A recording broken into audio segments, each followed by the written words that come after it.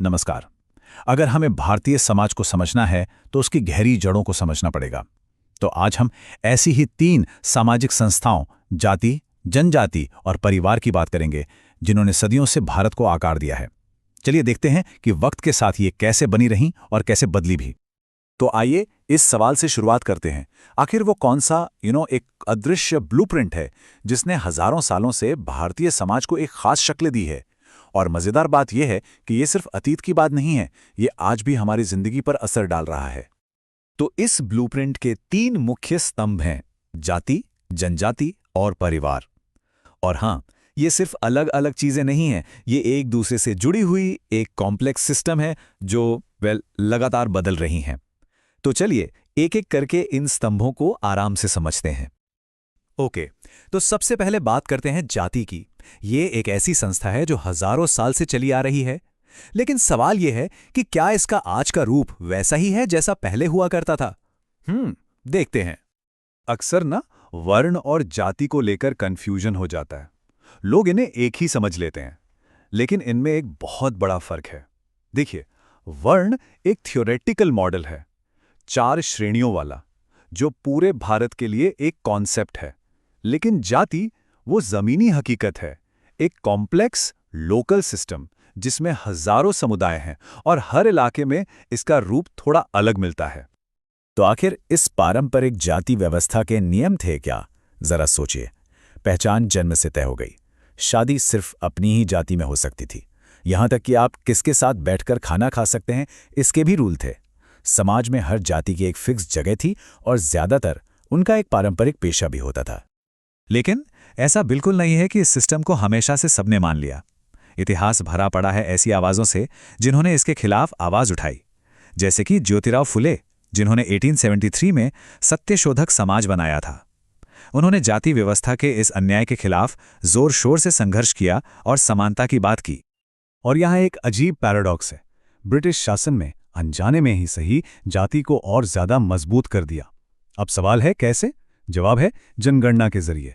खासतौर पे 1901 की जनगणना ने जब उन्होंने जातियों को एक फिक्स पदानुक्रम में रैंक करने की कोशिश की तो इस सिस्टम को एक कठोर ऑफिशियल स्ट्रक्चर दे दिया। उससे पहले जातियों की पहचान इतनी पत्थर की लकीर नहीं थी। आज़ादी के बाद एक अजीब सी सिचुएशन बन गई। एक तरफ तो हमारे संविधान ने कहा कि जाति के आधार पर कोई भेदभाव नहीं होगा, लेकिन दूसरी तरफ राज्य उन आर्थिक सुधारों को लाने में फेल हो गया जो इस जाति आधारित असमानता की जड़ थे।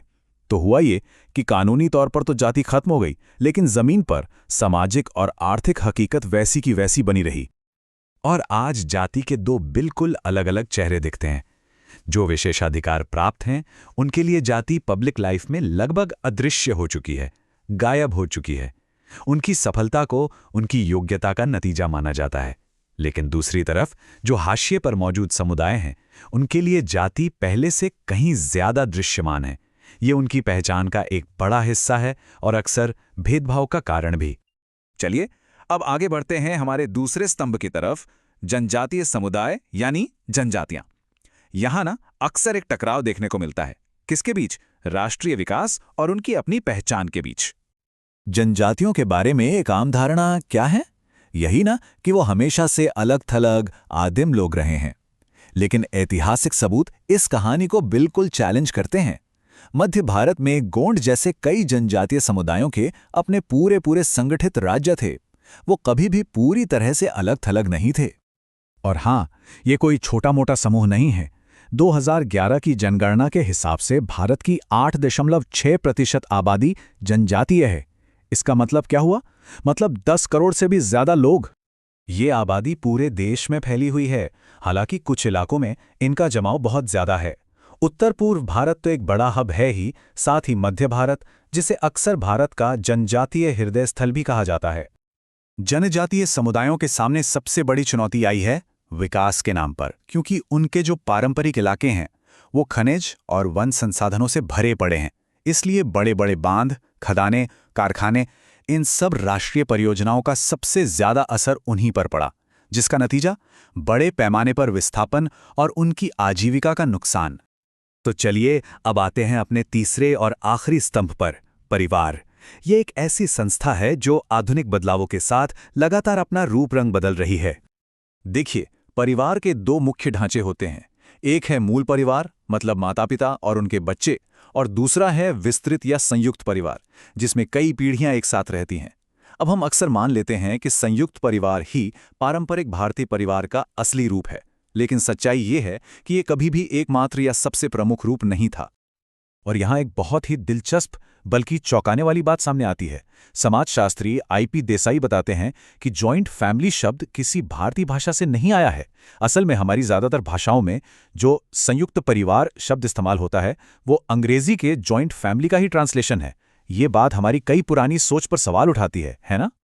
एक और आम गलतफहमी को दूर करना जरूरी है, मातृवंश और मातृतंत्र के बीच का फर्क। देखिए, मातृवंश एक असली प्रथा है जो भारत के कुछ समुदायों में पाई जाती है।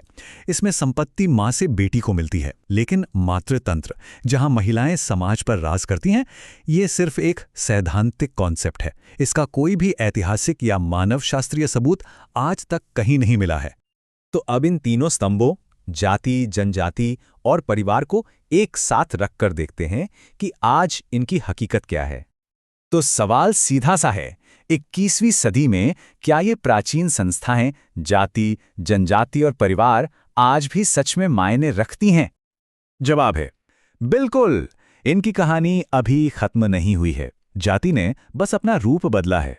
ये राजनीति में और विशेषाधिकार प्राप्त लोगों के लिए अदृश्यता के जरिए आज भी जिंदा है। जनजातीय पहचान अब सिर्फ परंपरा से नहीं बल्कि विस्थापन के खिलाफ संघर्ष से आकार ले रही है। और परिवार, वो तो आधुनिक जीवन के दबाव के हिसाब से खुद को लगातार ढाल रहा है, जो उसकी जबरदस्त लचीलापन को दिखाता है। और ये चीज़ हमें एक आखिरी सवाल पर लाकर छोड़ देती है। जैसे जैसे ये संस्थाएं बदलती रहेंगी, आने वाले कल में भारतीय समाज का ताना बाना कैसा दिखेगा? ये एक ऐसा सवाल है जिसका जवाब शायद हम सब मिलकर लिखेंगे।